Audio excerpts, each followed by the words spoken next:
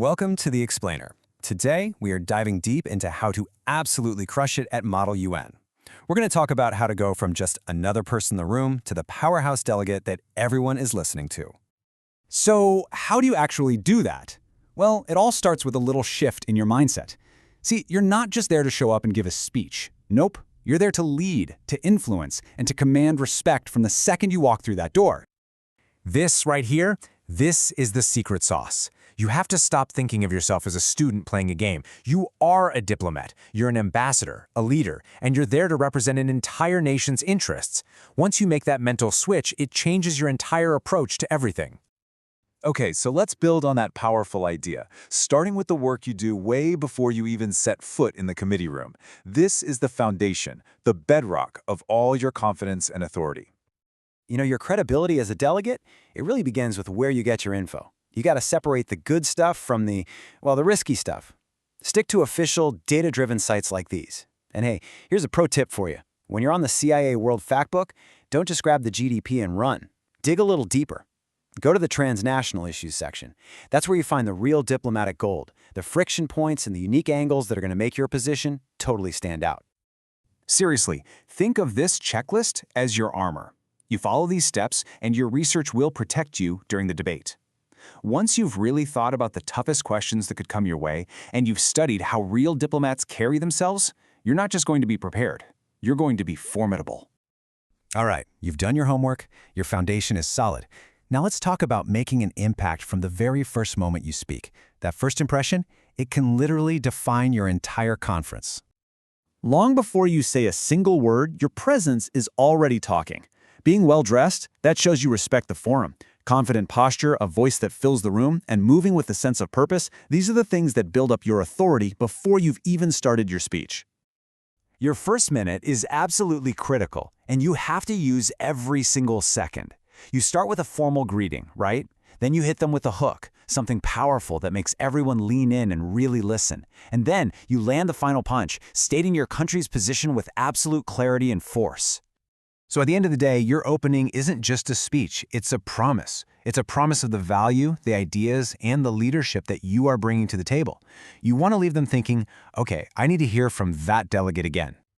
All right, now we're in the heart of the session. The debate is raging. Let's talk about how you navigate this with real influence, not just by making a lot of noise.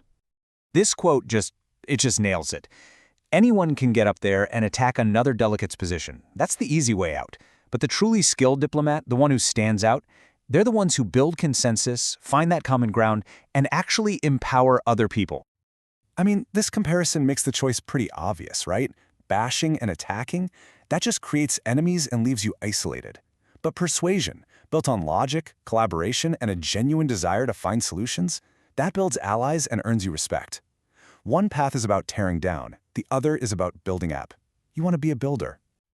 And that whole builder approach, it leads to one very specific thing: real power. In every single committee, there's always one delegate who really holds the influence. And they're not always the loudest one. So what is it that defines them? It's this one word: gravity. True power in Model UN isn't about dominance, it's about gravity. The most powerful delegate is the one that other people naturally gather around during those unmoderated caucuses. They're the person everyone seeks out for ideas, for direction, for leadership. So how do you get that gravitational pull? You follow these steps. When you're the one guiding the debate constructively, when you reach out to people who aren't your obvious allies, and when you make others feel like their voice is actually heard, you become the indispensable center of that committee. You become the solution. Okay, so the conference is starting to wind down, and everyone starts talking about who's going to win the awards. But we need to stop and redefine what a win really looks like, because it's so much more than just a wooden gavel. This is so crucial. You have to separate your idea of success from a single award. The ultimate prize in Model UN isn't something the chair hands to you, it's something you earn from your peers, and it's called respect. That is the victory that actually matters. And this is really the ultimate takeaway.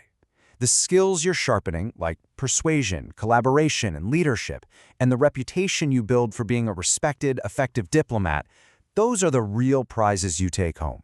And trust me, they last a whole lot longer than a conference weekend. So I want you to think about that. When it's all said and done, what will your victory be? Will it be an award on a shelf? Or will it be the genuine respect of that entire room and the knowledge that you led with true integrity?